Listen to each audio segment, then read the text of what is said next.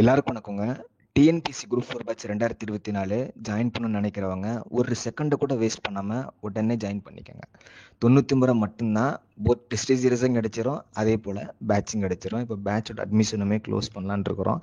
ஏன்னா நிறைய ஒர்க் பெண்டிங்காக இருக்குது. ஏன்னா ஒரு வாரம் ஃபுல்லுமே அட்மிஷன் தான் வந்து போயிட்டு இருக்குது. பசங்க ஜாயின் பண்ணிட்டாங்க. ஜாயின் பண்ண வரைக்கும் போதும் அப்படின்னு தான் வந்து டீம் முடிவு பண்ணியிருக்கிறாங்க.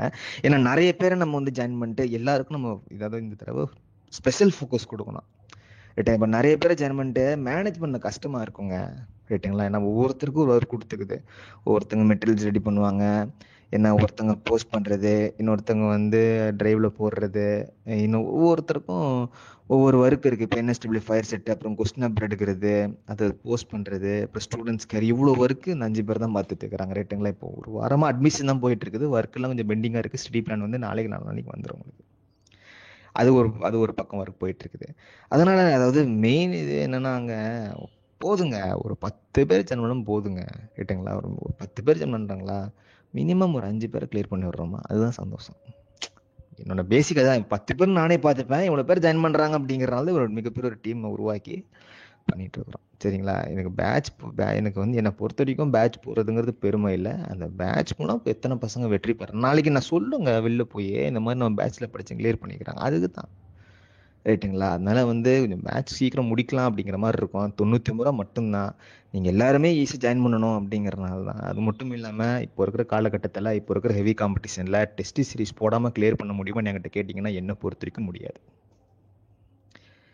ஏன்னா எல்லாருமே வந்து கட் ஆஃப் ரீச் பண்ணிடுறாங்க. எல்லாருமே வந்து கட் ஆஃப் ரீச் பண்ணிடுறாங்க. ஆனால் அந்த கட் ஆஃப்க்கு மேலே ஒரு கட் ஆஃப் எடுக்கிறாங்க பார்த்தீங்களா, அவங்களுக்கு தான் அந்த இடத்துல வேலை வரதும் ஒரு மார்க்கில் தான், வேலை போகிறதும் ஒரு மார்க்கில் தான் என்னை பொறுத்த வரைக்கும்.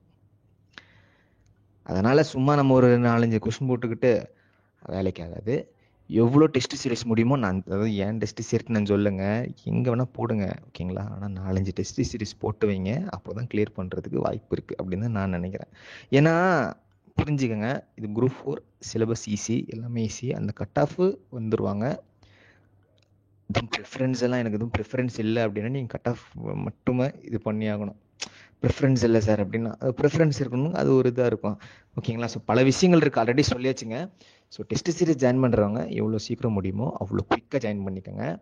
ரைட்டுங்களா? அதுவும் இந்த தடவை வந்து எல்லாமே குரூப் எல்லாமே தனித்தனியாக போகலான்னு இருக்கிறோம். இப்போ இந்த குரூப் 100 பேர் போதும் அந்த குரூப்பில். ஏன்னா அப்போ தான் என்ன என்ன என்ன பண்ண பசங்களை ஃபாலோ பண்ண முடியும், ஓகேங்களா? அதுவும் இல்லாமல் இந்த தடவை சும்மா பேட்ச் போட்டு உட்காந்துக்கிட்டு அவங்கள கொடுக்குறது மட்டும் இல்லாமல் அவங்கள ஸ்பெஷல் ஃபோக்கஸ் பண்ணணும் அப்படின்னு. ஏன்னா இந்த தடவை கண்டிப்பாக நம்ம பசங்க கிளியர் பண்ணி ஆகணும். அதுக்கான பெஸ்ட் நாங்கள் கொடுத்துட்ருக்கோம். அதுக்கான பெஸ்ட் நீங்கள் கொடுத்தா 2 பேரும் சேர்ந்து தட்டுன்னா அந்த இடத்துல ஓசை வரும். புரியுதுங்க? நெக்ஸ்ட் ஒரு டைலாக் தான்.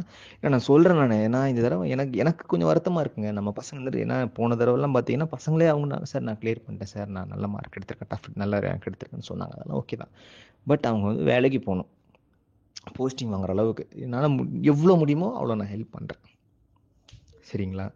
அது வந்து கொஞ்சம் லிமிட்டடாக இருந்தாலே போதும் அப்படிங்கிற மாதிரி டீம் சொல்கிறாங்க.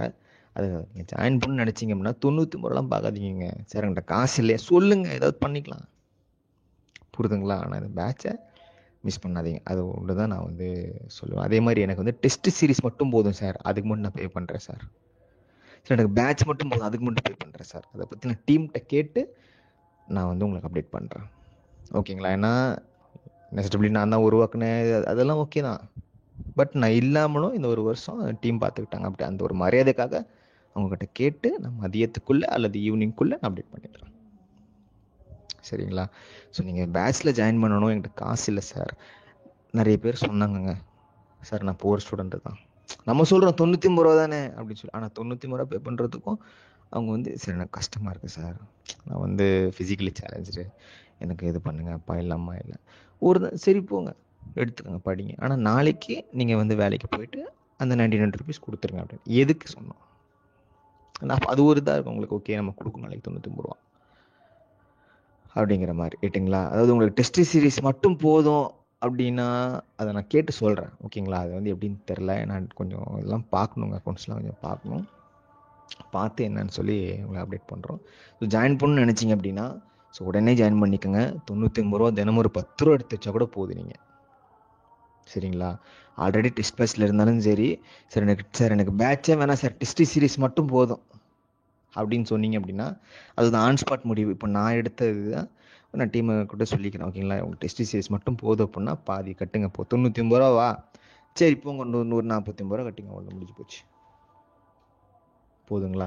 அது என்ன டவுட் இருந்தாலும் இன்னைக்கு சண்டேங்க ரேட்டுங்களா, இன்னைக்கு சண்டே, அதெல்லாம் கொஞ்சம் ஃப்ரீயாக தான் இருக்கும். ஏன்னா அடுத்தடுத்து எக்ஸாம்ஸ் வரப்போகுது, யூபிஎஸ்சி சிஎஸ்சி, பசங்களுக்கும் ப்ரிப்பரேஷன் இருக்குது. அந்த வேலையை அவங்க பார்த்தாக்கணும், இந்த வேலையை அவங்க பார்த்தாக்கணும். காசுக்காக வந்து அவங்க என்கிட்ட வேலை செய்யலை. உங்களுக்கு ஏதாவது பண்ணணும் அப்படின்னு சொல்லி இது என்னை போல இருக்கிறவங்கள தான் நான் எடுத்து போட்டுக்கிறேன் வேலைக்குன்னு சொல்கிறத விட அவங்களோட சேர்ந்து நான் வேலை செய்கிறவங்கள தான் அப்படி தான் சொல்லணும். ஒரு சேவையா அப்படின்னு வச்சுக்கோங்களேன். அதனால் அவங்களுக்கும் ப்ரிப்பரேஷன்ஸ் இருக்குது. இன்றைக்கி சண்டே ஃப்ரீ. ஓகேங்களா, சண்டே ஃப்ரீ இருந்தாலும் இன்றைக்கும் முடிஞ்ச அளவுக்கு அட்மிஷன் போட்டு டக்குன்னு பேட்ச் க்ளோஸ் பண்ணிட்டு அடுத்த வேலையை பார்க்கலாம் அப்படிங்கிற மாதிரி தான் ஒரு முடிவுக்கு வந்துட்டேன்னா, பேட்ச் ஆரம்பித்த பிறகு நம்ம ஒன்று ஒன்றா ரெடி பண்ணுறது தான் டைம் ஆயிடுதுங்க. இப்போ தினமும் நாங்கள் வந்து வெப் மெட்டீரியல் ரெஃபரன்ஸு அதெல்லாமே நிறைய விஷயங்கள் இருக்குது. அதெல்லாமே ட்ரைவில் போகணும், அது போகணும், இது போகணும், நிறைய விஷயங்கள் இப்போ ஸ்டூடெண்ட்ஸ் வந்து கேட்டுக்கிறோம். ப்ரிப்பேர்டு நோட்ஸ் பேசியிருக்கிறோம், ரைட்டுங்களா. ஸோ இவ்வளோ விஷயங்கள் போயிட்டு இருக்குதுங்க. அதனால் இப்போ இந்த பேட்ச் அட்மிஷனு பசங்க ஃபோன் பண்ணுவாங்க, பசங்க மெசேஜ் பண்ணுவாங்க. முடிஞ்ச அளவுக்கு மெசேஜ் பண்ணுங்கள், ரொம்ப ரொம்ப புண்ணியமாக போக்குங்க, சரிங்களா. என்ஆர் 24% என்ஆர்னு மெசேஜ் பண்ணுங்கள். ஒருத்தர் உட்காந்துட்டு இருக்கிறார் உங்களுக்காகவே. நேற்று நைட்டு மட்டும் கிட்டத்தட்ட 4 அட்மிஷன். இது எத்தனை மணிக்கு? 4 மணிக்கு 3:30 மணிக்கு, புரியுதுங்களா. அப்போ ஸ்டூடெண்ட்ஸோட கன்வீனியன்ட்டுக்காக கிட்டத்தட்ட 2 நாளாக டே அண்ட் நைட் ஒர்க் பண்ணிட்டு அட்மிஷன் போயிட்டு இருக்குது.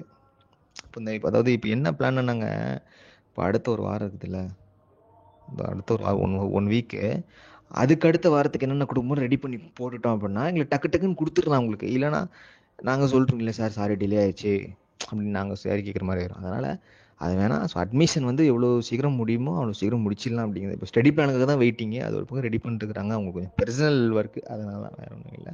அதே மாதிரி ஸ்டடி பிளான் வந்துடும். ஸோ இதுக்கு முன்னாடி கொடுத்த ஸ்டடி பிளானில் கொஞ்சம் எல்லாமே கொஞ்சம் அப்டேட் பண்ணியிருக்கோம். அது பார்த்தா உங்களுக்கு நல்லா தெரியும். ஸோ அன்னைக்கு என்னென்ன படிக்கணும், எது படிக்கணும் எல்லாமே உங்களுக்கு அழகாக வந்து அண்டர்ஸ்டாண்ட் ஆயிரும், சரிங்களா. ஸோ ஜாயின் பண்ணுறவங்க கொஞ்சம் குயிக்காக ஜாயின் பண்ணிக்கோங்க. ஸோ தேங்க்யூங்க.